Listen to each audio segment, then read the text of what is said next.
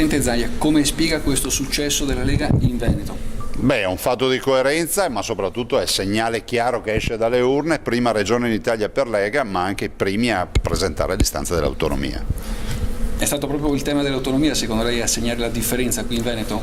Per l'autonomia porta molto e anche questa speranza di avere l'autonomia, dall'altro poi l'azione del governo, l'azione di Matteo Salvini, anche come Ministro degli Interni, che ha dato dei risultati non sperati e in passato oggi sono reali.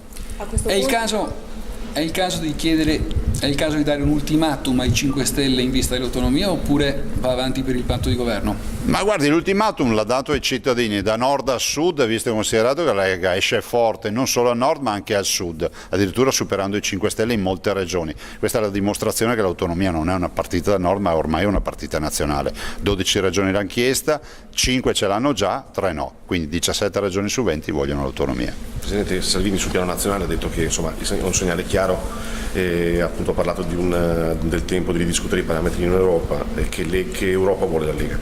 Guardi, e usciamo forti dalle urne, ma ne esce forte Matteo Salvini perché questa vittoria è sua e ci ha creduto fino in fondo e si è dedicato fino in fondo. Dall'altro lui ne esce anche come leader europeo e penso che sia fondamentale che in Europa andiamo lì a trattare alla pari e non come dei vassalli o dei sudditi come qualcun altro ha fatto in questi anni. Come ha detto Giorgia Meloni, un'alleanza con Fratelli d'Italia potrebbe essere un'alternativa di governo a questa attuale maggioranza. Ma guardi, delle alleanze parla il segretario per noi, io le dico che la mia alleanza che ho in regione la porto avanti fino alla fine, è fondamentale concentrarsi sui dossier che abbiamo, che sono dossier regionali per quanto riguarda noi, la pedemontana, l'autonomia, le Olimpiadi e molto altro ancora, e nazionali per quanto riguarda il governo centrale. Come spiega la debacle dei 5 Stelle in Veneto?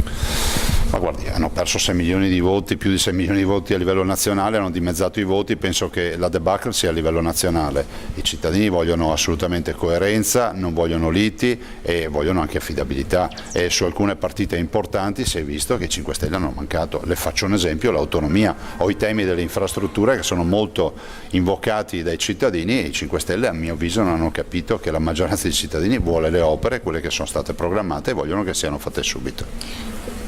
Considerando i mal di pancia che comunque in Veneto ci sono stati per l'autonomia, quanto questo risultato è un po' merito suo più che di Salvini?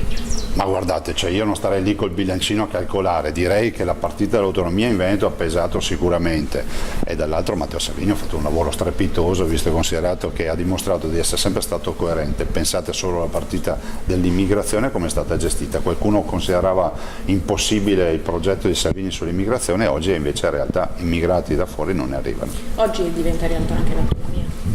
Oggi esce dalle urne l'autonomia, dice bene esce dalle urne, lo esce a livello locale, ovvio a livello regionale come Veneto con questo quasi 50%, ma esce anche a livello nazionale. L'autonomia da queste urne diventa una partita nazionale. E se i 5 Stelle continueranno con le manfrine fino adesso ci potrà essere crisi di governo?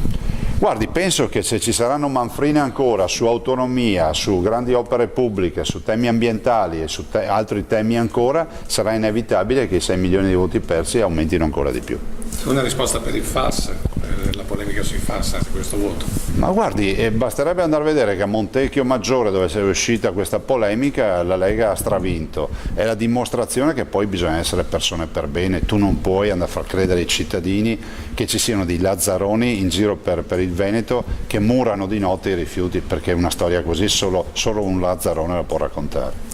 Lei adesso ci ha illustrato la linea politica sua e del vostro leader Matteo Salvini, ma alla pancia della Lega che chiede di rompere con i 5 Stelle, soprattutto per l'autonomia, che cosa si sente di dire in questo momento? Ma sento di dire che c'è un programma di governo che deve essere rispettato, sta ai 5 Stelle adesso rispettarlo, è inevitabile che se poi il programma di governo non viene rispettato sta nelle cose che cade tutto, ma noi tifiamo perché le cose si facciano.